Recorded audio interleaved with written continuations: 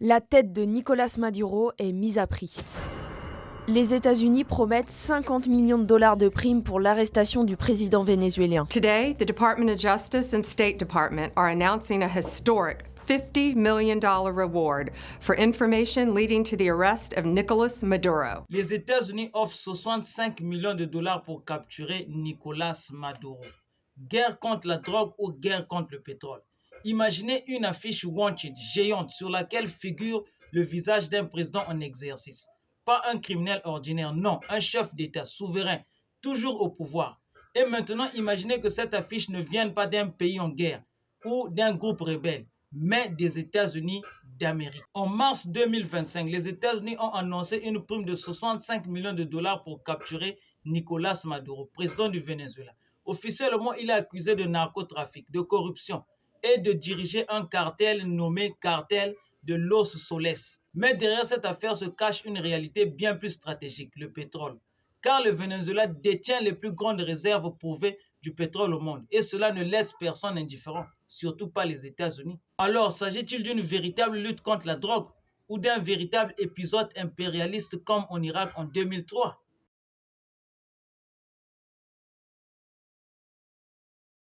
Mais alors, de quoi est accusé Nicolás Maduro? Maduro uses foreign terrorist organizations like TDA, Sinaloa, and Cartel of the Suns to bring deadly drugs and violence into our country. En 2020, le dirigeant vénézuélien était inculpé pour participation et complicité de narcotrafic. Le département d'État américain accuse Maduro et deux de ses proches, Diosdado Cabello, président de l'Assemblée constituante, Vladimir Padrino López, ministre de la Défense.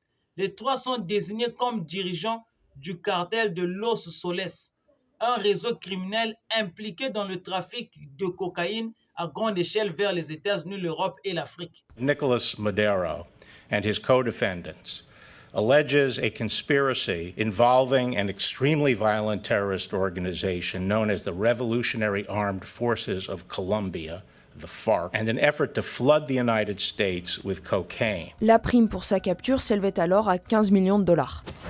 En général, les accusations se présentent comme suit. Transport de centaines de tonnes de cocaïne par avion, bateau et à travers des réseaux militaires. Utilisation des institutions vénézuéliennes pour couvrir ce trafic. Blanchiment d'argent à travers des banques, sociétés offshore et investissements. Les UCA offrent 25 millions de dollars pour capturer Nicolás Maduro, un montant qui a récemment augmenté à 50 millions de dollars. Et 15 millions de dollars pour chacun de ses complices.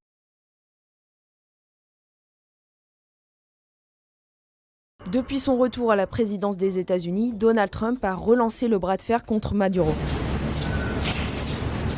Avec la lutte contre les gangs et l'expulsion de 200 membres présumés vers une méga prison au Salvador, le renvoi de migrants vénézuéliens à Caracas, les sanctions économiques avec par exemple la menace d'imposer 25% de droits de douane à tout pays qui achèterait du pétrole au Venezuela. Mais Donald Trump n'a qu'un seul objectif, asphyxier le pays économiquement pour évincer Maduro, à n'importe quel prix. Cette méthode rappelle une tactique déjà vue. D'abord des sanctions économiques, blocus commercial, gel des avoirs, interdiction bancaire, isolement diplomatique. Ensuite vient le discours moral. Le président devient un tyran, un criminel, un danger pour le monde libre. Puis l'affichage de crimes, comme pour Saddam Hussein, Oussama Ben Laden ou même Muammar Kadhafi. Du jamais vu. À titre de comparaison, la prime pour Oussama Ben Laden, leader d'Al-Qaïda, était moitié moins élevée. Mais ici, il ne s'agit pas de capturer un terroriste caché dans une grotte.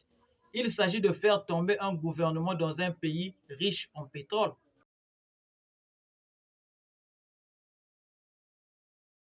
Le Venezuela ne possède pas une richesse ordinaire. Il détient la première réserve mondiale de pétrole, avec plus de 300 milliards de barils prouvés.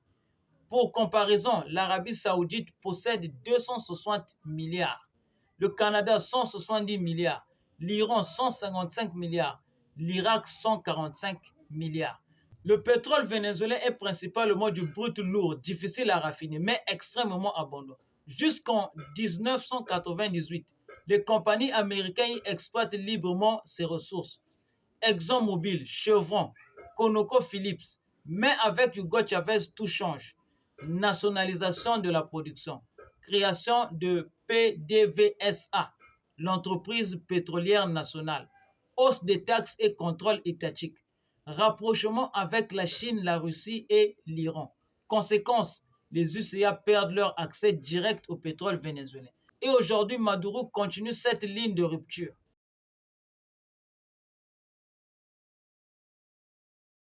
Le cas du Venezuela ressemble étrangement à celui de l'Irak en 2003. Irak, Saddam Hussein accusé de posséder des armes de destruction massive. Guerre éclair menée par les UCA. Saddam Hussein est capturé, jugé et exécuté. Mais aucune arme chimique retrouvée. En revanche, les compagnies américaines raflent les contrats pétroliers. Au Venezuela, Maduro est accusé de narcoterrorisme, prime pour sa capture, isolement diplomatique et derrière une énorme manne pétrolière non exploitée par les Américains. Dans les deux cas, il y a un ennemi à battre, une richesse à conquérir et une opinion publique à manipuler.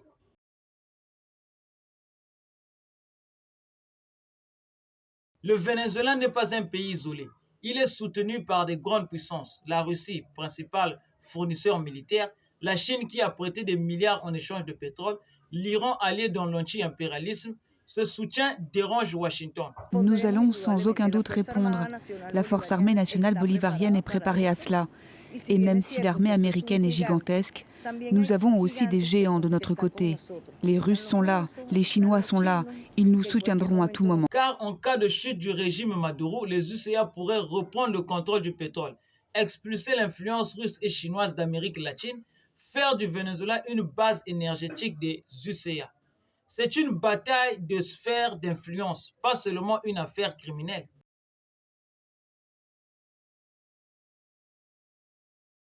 Fusiles y misiles para la fuerza campesina, para defender el territorio, la soberanía y la paz de Venezuela.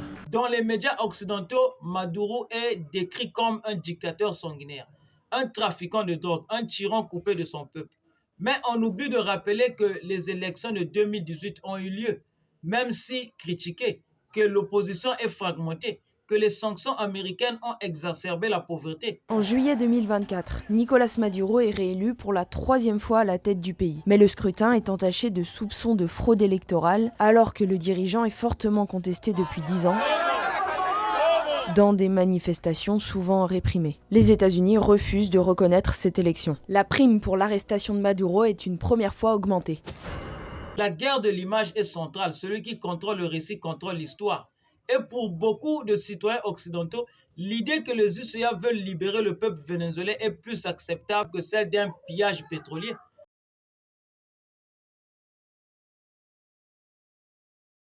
Washington a annoncé le déploiement de forces militaires dans la région, notamment de 3 navires destroyers qui doivent se positionner près des côtes du Venezuela. Officiellement, la Maison-Blanche dit vouloir freiner le trafic de drogue. Mais s'agit-il d'une simple démonstration de force ou d'un prétexte pour une intervention américaine? Alors que la crise politique et économique au Venezuela semblait déjà à son paroxysme, une nouvelle étape inquiétante vient de s'ajouter. Les États-Unis ont déployé plusieurs navires de guerre au large des côtes vénézuéliennes. Washington justifie cette mobilisation par la lutte contre le narcotrafic et le renforcement de sa présence stratégique dans la région.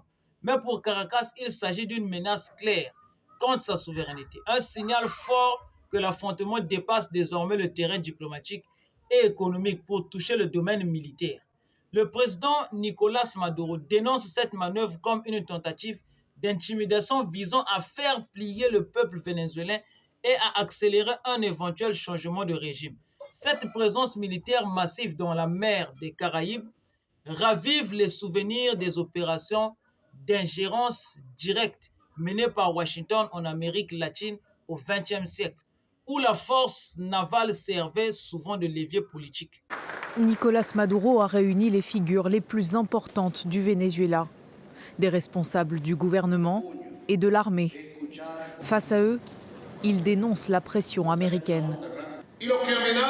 Ce que les États-Unis essayent de faire contre le Venezuela, un changement de régime, une attaque terroriste militaire, c'est immoral, criminel et illégal. En réaction, Maduro appelle la population à un mouvement populaire de résistance nationale, mobilisant non seulement les forces armées bolivariennes, mais aussi les civils à se préparer à défendre le pays contre toute tentative d'intervention étrangère. Ce bras de fer naval symbolise la popularisation croissante entre Caracas et Washington.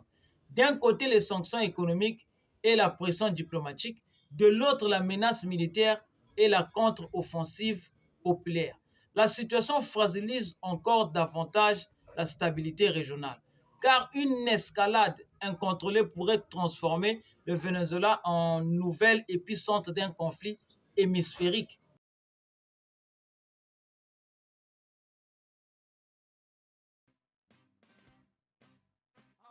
Les tensions entre les États-Unis et le Venezuela ont franchi cette semaine un nouveau cap.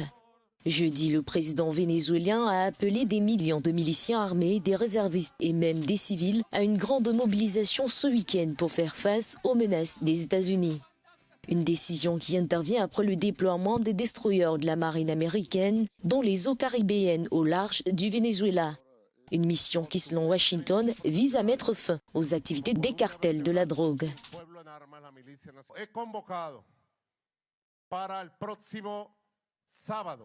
J'ai convoqué pour samedi et dimanche prochain, dans les casernes, les unités militaires, les places publiques centrales, les places Bolivar et au siège des bases populaires de défense intégrale 15 751, un processus d'enrôlement national de toutes les forces miliciennes, de toute la milice nationale bolivarienne. Un processus d'alistamiento nacional de todas las fuerzas milicianas, de toda la milicia nacional bolivariana. S'exprimant à Caracas devant des centaines de soldats et de miliciens, Nicolás Maduro a exhorté son peuple à se joindre officiellement aux efforts de sécurité du pays. Il a également insisté sur le fait que la maquette de la ville côtière de La Guerrare fait partie d'un système de défense mis en place avant les menaces américaines. Je lance un appel à tous les miliciens, à toutes les miliciennes, à tous les réservistes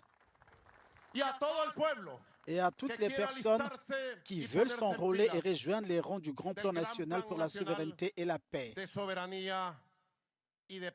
La tension diplomatique et géopolitique entre Caracas et Washington vient de franchir un nouveau seuil. Nicolás Maduro, président du Venezuela, a récemment lancé un appel direct à son peuple pour se mobiliser contre ce qu'il qualifie de menace impérialiste des États-Unis. Cet appel n'est pas un simple discours de circonstance. Il s'inscrit dans une stratégie politique et idéologique plus large, où le gouvernement vénézuélien cherche à rallier la population autour d'un ennemi commun. Nous avons construit un système non pas pour une conjoncture spécifique. Les conjonctures nous mettent à l'épreuve. Nous n'avons pas construit ce système pour cette conjoncture de menaces et d'accords où l'Empire est devenu fou.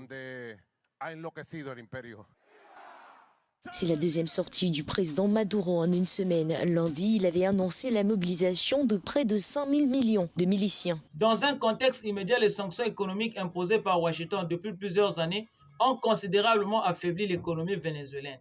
Malgré l'augmentation de la production pétrolière en 2024, le pays reste sous pression financière et isolé sur la scène internationale. Dans ce climat, Maduro accuse les États-Unis de mener une guerre hybride contre le Venezuela, combinant pression économique, menaces diplomatiques et tentatives de déstabilisation politique. Le président vénézuélien a appelé à la création d'un vaste mouvement civique et politique destiné à défendre la souveraineté nationale. Il encourage les travailleurs, les étudiants, les militaires et même les communautés locales à rester vigilants et à renforcer leur unité face à ce qu'ils présentent comme une tentative américaine de recoloniser l'Amérique latine.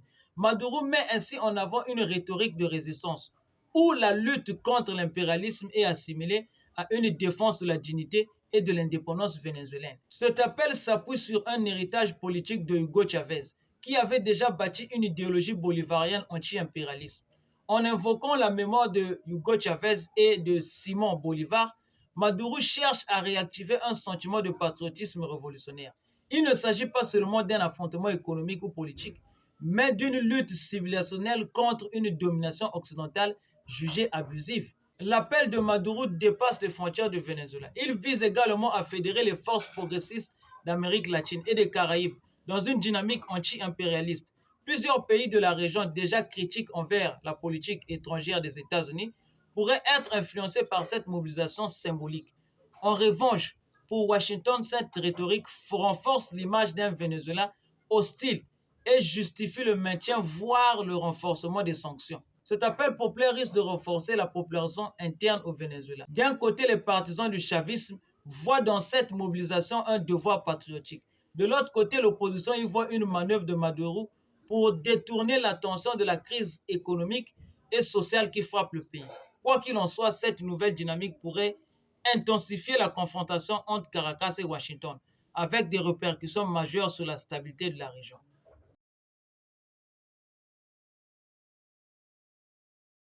Se lo digo a Donald Trump, eres un miserable Donald Trump. Él actúa como no solo como un cowboy, racista, supremacista, no solo como eso. Él maneja las relaciones internacionales como un extorsionador. S'ils réussissaient à capturer ou à faire tomber Maduro, ils imposeraient un gouvernement de transition, lèveraient les sanctions, réinstaureraient des contrats pétroliers favorables aux entreprises américaines, neutraliseraient la présence russe, chinoise et iranienne. Bref, ils referaient ce qu'ils ont fait en Irak, en Libye et en Afghanistan. Mais le coût humain, social et politique de ces libérations est souvent catastrophique pour les peuples concernés.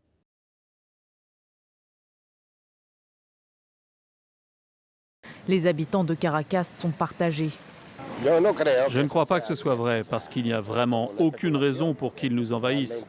En tout cas, j'espère que ça n'arrivera pas. Nous allons sans aucun doute répondre. La force armée nationale bolivarienne est préparée à cela. Et même si l'armée américaine est gigantesque, nous avons aussi des géants de notre côté. Les Russes sont là, les Chinois sont là, ils nous soutiendront à tout moment. En réponse à Washington, Nicolás Maduro a annoncé le déploiement de plus de 4,5 millions de miliciens pour garantir la sécurité du Venezuela. Le peuple vénézuélien est pris en étau. D'un côté, un régime présenté comme totalitaire en crise, accusé de corruption. De l'autre, une surpuissance étrangère qui ne cherche qu'à profiter des ressources. Les sanctions américaines ont plongé le pays dans la misère. Inflation de plus de 1000 pour 1000. Pénurie alimentaire et médicale.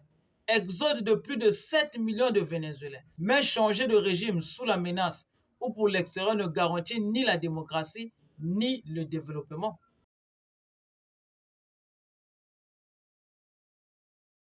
Les 65 millions de dollars offerts par les États-Unis ne sont pas un acte de justice. C'est un investissement stratégique pour récupérer ce qu'ils considèrent comme leur dû, le pétrole du Venezuela. Comme en Irak, comme en Libye, comme ailleurs. Les États-Unis n'apportent pas la paix, ils apportent le contrôle. Et souvent, ce contrôle passe par le chaos, tant que leurs intérêts sont protégés. Quand un pays a du pétrole et qu'il refuse de se soumettre, il devient l'ennemi à battre. Maduro est-il un criminel? Peut-être. Mais ce qui attire les États-Unis, ce n'est pas sa culpabilité. C'est ce qui dort sous le sol du Venezuela.